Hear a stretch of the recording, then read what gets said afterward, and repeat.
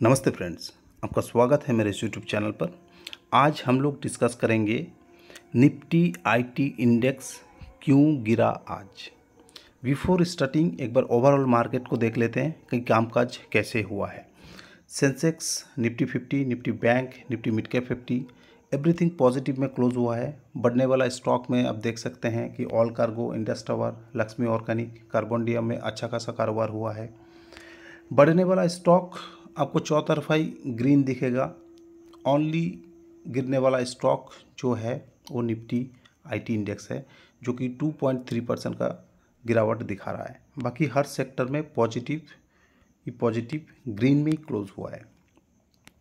ऐसे में Nifty IT index एक अच्छा खासा गिरावट ऊपरी लेवल से दिखा है। 38,000 से गिर के ये 35,000 के आसपास ये कामकाज कर रहा है।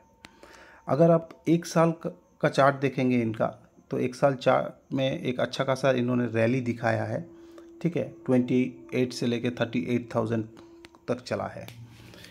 मेजर जो स्टॉक रहता है आईटी सेक्टर में, TCS, Infosys, HCL tech, Wipro, then LTI Mindtree, tech Mahindra, persistent system, LNT technology services, ठीक है, देन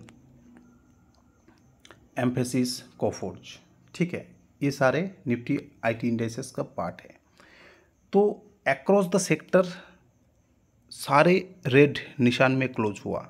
ऐसे क्या प्रॉब्लम हो गया कि सारे के सारे एक भी स्टॉक ग्रीन में क्लोज नहीं हुआ? तो सबसे बड़ा न्यूज़ जो है फ्रेंड्स इसका, ये यूएस मार्केट से आया है पिछले कल। जो एक्सेंचर ने जब उनका रेवेन्यू गाइडेंस डिक्लेयर किया, उसमें बहुत ही लोअर आप बोल सकते हैं उसको, एज़ पर एक्सपेक्टेशन नहीं था रेवेन्यू गाइडेंस में।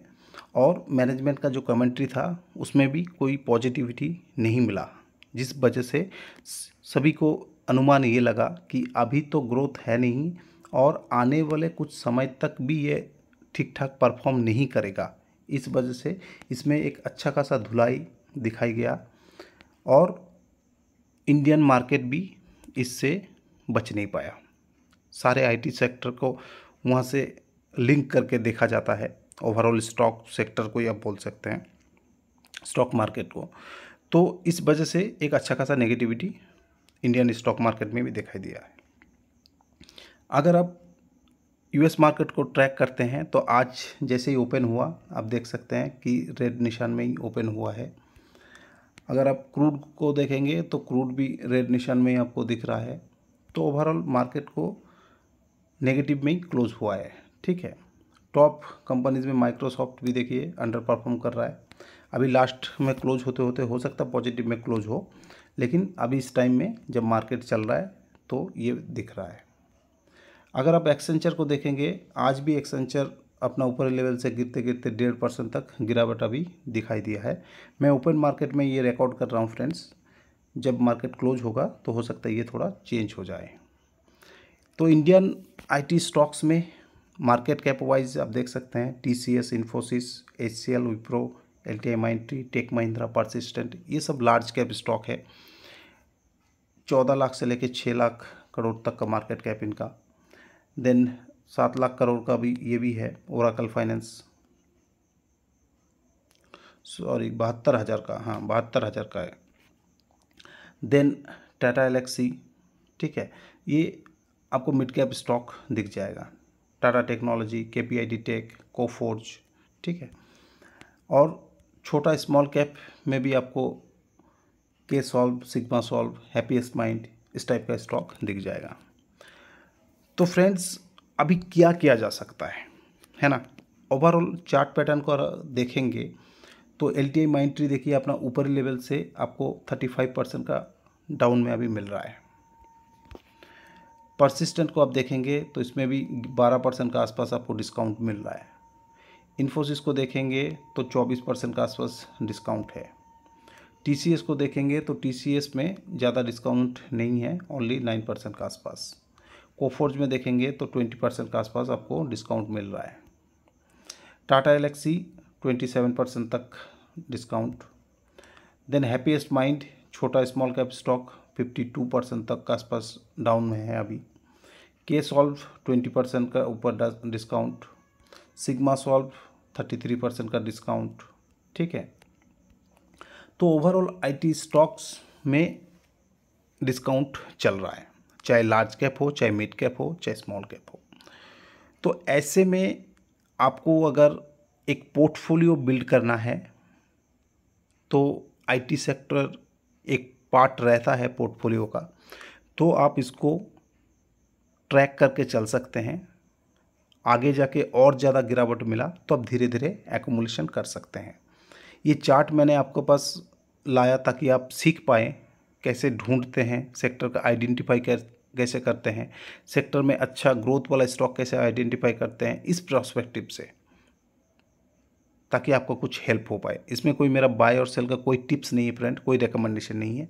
अगर आपको बाय या सेल करना है तो अपना फाइनेंशियल एडवाइज़र का राय लेके या अपना विवेक बुद्धि लगाकर आपको काम करना है। अगर आप 3 महीने का चार्ट पैटर्न देखेंगे तो 3 महीना में निफ्टी 50 जो है वो slide to slide upper mood में ही है, लेकिन निफ्टी आईटी इंडेक्स जो है एक अच्छा खासा गिरावट वाला मूड में दिख रहा है। निफ्टी आईटी को अगर आप देखेंगे 6 महीना में, तो 6 महीना में आप देख सकते हैं कि एक डाउन ट्रेंड दिख रहा है इसमें, जबकि निफ्टी 50 में उतना ज़्यादा डाउन ट्रेंड नहीं दिख रहा है। ओवरऑल रिटर्न 12% और 8%। अगर ईयर टिल डेट देखेंगे तो ईयर टिल डेट में भी सेम चार्ट है।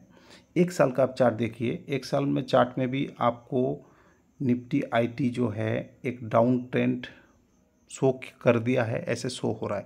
लेकिन निफ्टी 50 को अगर देखेंगे तो उतना ज़्यादा डाउन ट्रेंड नहीं दिख रहा है एज कंपेरिजन निफ्टी आईटी। तो 5 ईयर्स का अगर आप रिटर्न देखेंगे तो 5 ईयर्स में रिटर्न ठीक है, निफ्टी आईटी ने ज़्यादा दिया है क्योंकि ये सेक्टरल इंडेक्सेस है। बट एक चीज़ आपको देखना होगा कि एक टॉप बनाया था, देन गिरा, उसका बाद कुछ दिन साइडवेज काम किया, फिर एक अच्छा खासा रैली आया, फिर एक टॉप बनाने का कोशिश किया लेकिन उसको टॉप को तोड़ नहीं पाया और वहाँ से फिर एक गिरावट चालू हो रहा है। तो ऐसे में निफ्टी आईटी इंडेक्सेस जो है एक टॉप जोन से गिर रहा है। तो यहाँ पे थोड़ा सोचने वाला चीज़ है कि मार्केट में जब कोई सेक्टर टॉप बनाता है तो सेक्टर रोटेशन भी हो सकता है, क्योंकि कोई कुछ सेक्टर अभी नीचे गिरावट में पड़े हैं और कोई सेक्टर टॉप बना रहा है। तो ऐसे में हो सकता है कि सेक्टर रोटेशन भी हो, है ना। तो ये भी चीज़ आपको मान के चलना पड़ेगा। जैसे एक अच्छा खासा रैली दिया था 2022 से लेके 2024 तक, और अभी 24 से ये लगभग गिर रहा है। तो एक अच्छा खासा रैली दिया, अपना टॉप को ये अप्रोच किया और वहाँ से सस्टेन नहीं कर पाया और नीचे गिर रहा है। तो ऐसे में हो सकता है कि आपको यहाँ तक भी ये स्टॉक गिर के आ जाए, दोबारा रीटेस्ट करे उसी सेम जोन को। तो ऐसे में आपको इकट्ठा पैसा नहीं लगाना चाहिए। हालांकि अगर आप ओवरऑल रिटर्न देखेंगे मैक्सिमम चार्ट तो यहाँ 1600% रिटर्न है, जबकि यहाँ पे 3000 का ऊपर रिटर्न है। ये सेक्टरल इंडेक्सेस है, ओवरऑल रिटर्न आपको लॉन्ग टर्म में ज़्यादा ही देगा।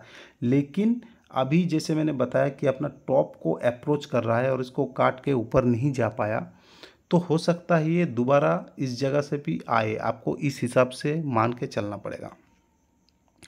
तो लमसम इन्वेस्टिंग अभी नहीं करना है आपको। अगर आईटी सेक्टर आपका पोर्टफोलियो का पार्ट है, ये रैली आपसे छूट गया था तो ये एक मौका हो सकता है। अब धीरे धीरे स्टॉक को आइडेंटिफाई करिए, अपना वॉच लिस्ट में डालिए, चार्ट पैटर्न देख के मेजर सपोर्ट जोन में जैसे स्टॉक आए, फिर धीरे धीरे आप अपना फंड का मुताबिक एक्यूमुलेशन करते रहिए। स्टैगर्ड मैनर पे एक एक करके स्टॉक उठाइए, क्वालिटी स्टॉक, चाहे क्वालिटी मिड कैप, चाहे लार्ज कैप, चाहे small cap, as per your risk profile, as per your risk appetite. धीरे धीरे आप उठाते रहिए और लॉन्ग टर्म के लिए एक पोर्टफोलियो क्रिएट कीजिए। ओवरऑल इंडेक्सेस जो है बहुत बढ़िया परफॉर्म करेगा। आने वाले 10 साल 20 साल इंडिया का है, ग्रोथ इंटैक्ट है, बट शॉर्ट टर्म में वोलाटाइल रहेगा इक्विटी मार्केट, ये भी आपको मान के चलना पड़ेगा। अगर आप एक लॉन्ग टर्म इन्वेस्टर हैं, 10 साल मार्केट को दे सकते हैं, तो ये शॉर्ट टर्म वोलेटिलिटी आपके लिए अपॉर्चुनिटी होता है ऐसे क्वालिटी स्टॉक को बाय करने के लिए। राइट टाइम में राइट स्टॉक में आप राइट सेक्टर में घुसेंगे तभी आपको मनी बनेगा। जो स्टॉक अभी हेटेड स्टॉक है उसमें अगर आप पैसा लगा के चलेंगे तो आगे जाके आपका पैसा बनेगा, ना कि जो स्टॉक अभी ऊपर है टॉप पे टॉप लगा रहा है उसमें जाएंगे तो इन फ्यूचर जाके आपको वहाँ से लॉस बुक करना ही पड़ेगा, क्योंकि जब वो गिरेगा तब आप होल्ड नहीं कर पाएंगे। तो ऐसे में रिटेल इन्वेस्टर को सोच समझ के पैसा लगाना चाहिए। अपना रिस्क प्रोफाइल देखिए, उस हिसाब से अकॉर्डिंगली आप काम कीजिए। Thank you friends, I hope आशा करता हूँ ये वीडियो आपको अच्छा लगा। अगर हेल्प हुआ है तो लाइक शेयर एंड सब्सक्राइब कीजिए, फ्रेंड एंड फैमिली का साथ शेयर कीजिए। डीमैट अकाउंट नहीं ओपन किया, नीचे लिंक दिया हुआ है, वहाँ जाके आप ओपन कर सकते हैं। कोई भी स्टॉक का रिगार्डिंग आपका कोई क्वेश्चन है तो नीचे कमेंट सेक्शन में बेझिझक आप पूछ सकते हैं। मैं जैसे समय होगा आपका रिप्लाई देने का कोशिश करूँगा। Thank you friends, have a nice day.